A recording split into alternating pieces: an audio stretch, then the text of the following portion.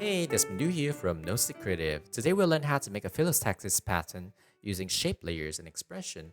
So Phyllotactic is one of those patterns you see in nature, and it has like lots of spiral based on the Fibonacci sequence, I believe. So one of them is the sunflowers, and also this plant over here.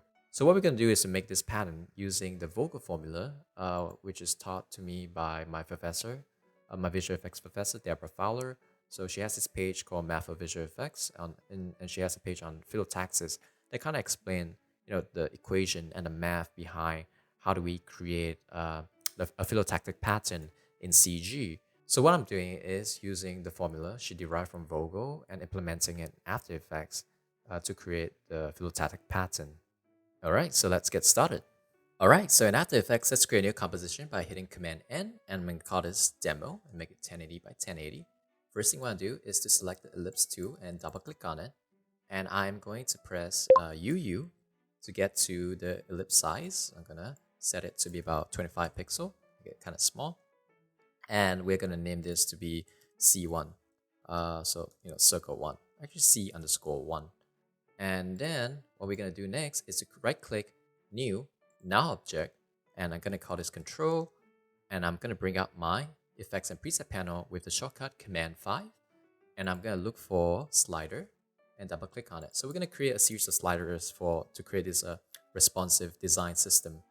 And the first slider we are going to need, let's call it Spacing, and let's hit Command D and the next one will be Angle. And let's hit Command D again, and we're going to have a base size. Let's call it size, and let's duplicate it again, and let's call this min size, and duplicate it another time, max size. So this min size and max size will be responsible for remapping the size of our circle based on how far it is away from the center. And we're gonna need one more, and let's call this one size distant range. So this is the max distance of like how we're gonna remap the size. All right, and so we can start running our expression now. So I'm gonna switch to my expression workspace and go into my and select my circle. And we also need to add in a slider control. So I'm gonna use FX console to just quickly create a slider control, and I'm gonna name this one theta. Okay, and I'm gonna option click on the stopwatch and write our first expression. So the first expression we're gonna write is to create we're gonna create an absolute layer index.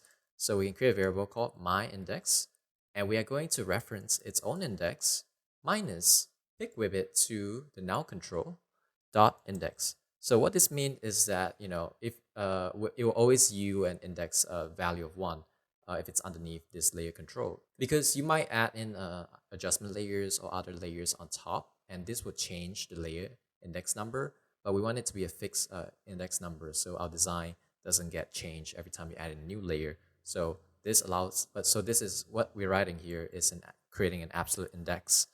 And next we can do is to reference the angle. I can actually make more space by dragging, and then I am going to select my layer control and pick with it to the angle, and then semicolon, and then finally create a theta variable, and which is equals to degrees to radian, and we're going to type in my index times the a, which is the angle, semicolon, and we are going to type in the variable that is going to be called out.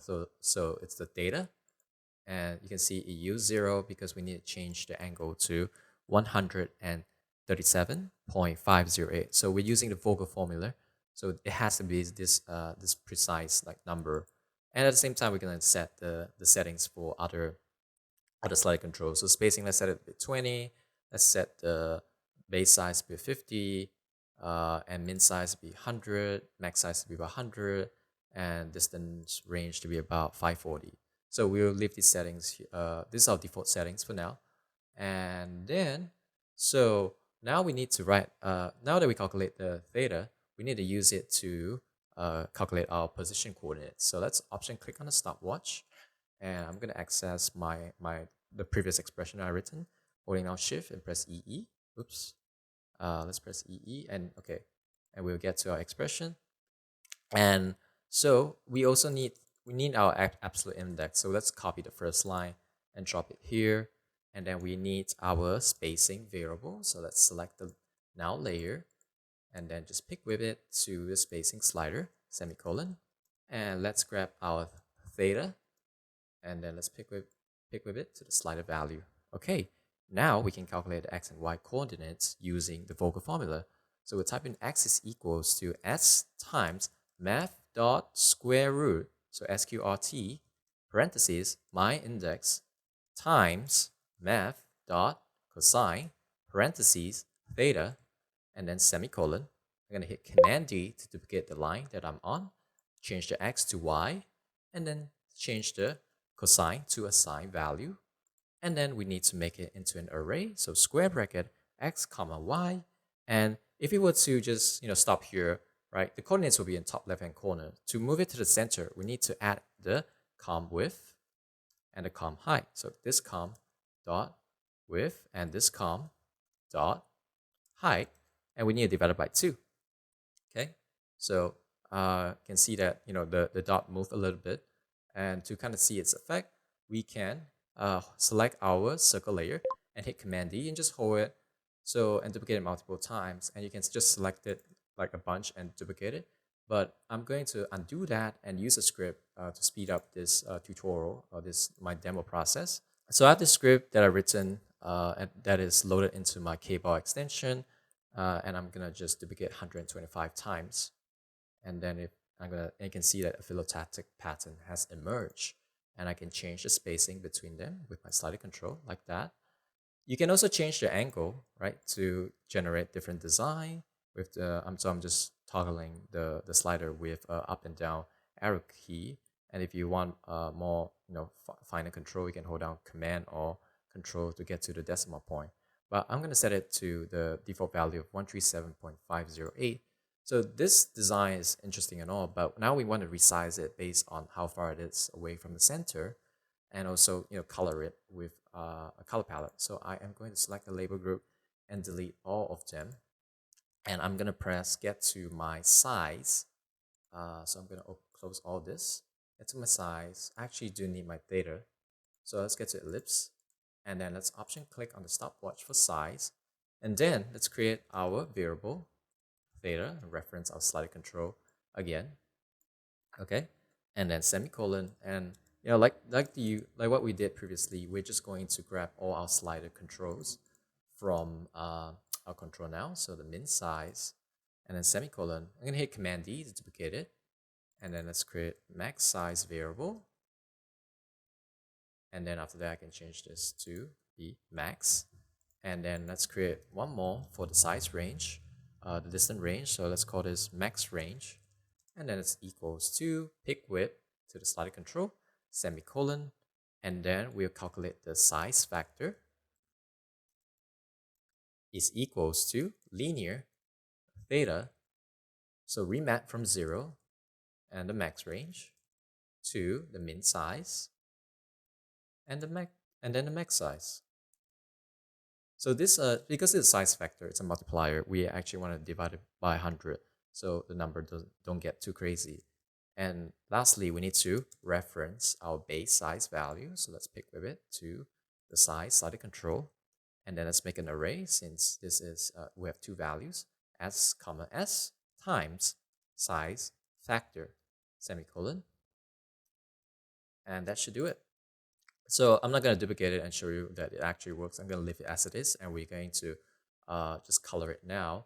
And to do so, let's create new now object, and I'm going to just store all my color controls in this color now. So I'm actually going to steal the color controls from my preview animation, Command C, and then just paste it over here to speed up the process.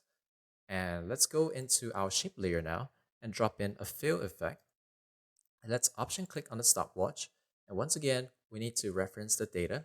So let's create a variable, theta, and pick with it to the slider value. Also, we need to create another slider control in our control now. So let's duplicate the last slider in the control now and rename this to be color interval. So this color interval slider will be responsible for helping our circles cycle through the color palette. right, based on the pixel value. I'm going to set it to be 50 for now. So now we can go back into our field control and write our expression. And I'm going to create a new variable called interval. So let me spell it there. So let's call it interval is equals to pick with it to the slider control, semicolon. And we need to calculate how many colors there are in that now control, the color now control that we have. We can manually type in as 4 because we have 4 color control. But so we can easily reference a number of effects of a layer by pick whipping it to the now layer and typing parentheses, double quotes, effects, and then after that dot num properties. Okay, so this was a U4. And if we were to add in more effects or reduce it, this number will always change. And now we can calculate the color index. So we create a variable called color index, and we want to round down with a math.cu the theta divided by the interval. And then after that, mod num color plus 1. So what this will do is that it'll keep the values, right, the result of the color index between 1 to 4 because of this mod operator. Okay, I'm gonna hit semicolon, and finally we can pick with any color control over here. Okay, I'm gonna pick with the color control and change the name of the color control, right, into the color index. So we're referencing the effects number instead. And make sure you have no double quotes because we're inserting a variable, and you can see it's now yellow. Okay, so I'm going to select this layer and I'm going to duplicate it by 125 times. And you can see it's going to take a while. And you can see we have a colorful bunch of circles over here. So first of all, let's go into our control and change the size down to about 25 pixel. And I can set the min size to be about 10. Right, if I want it to be smaller and bigger, or I can do it reverse, 100 to 10, right? So it'll be bigger to smaller. So it's up to you. And this is, well, the distant range will measure like how, when it's at around 540 pixel, it should be about the max size of 100, right? And then if it's close to 0, the distance is 0, then it will be, the minimum size will be 10. So I'm gonna set the min size up to about 50. And then next thing I want to show you is that the color interval.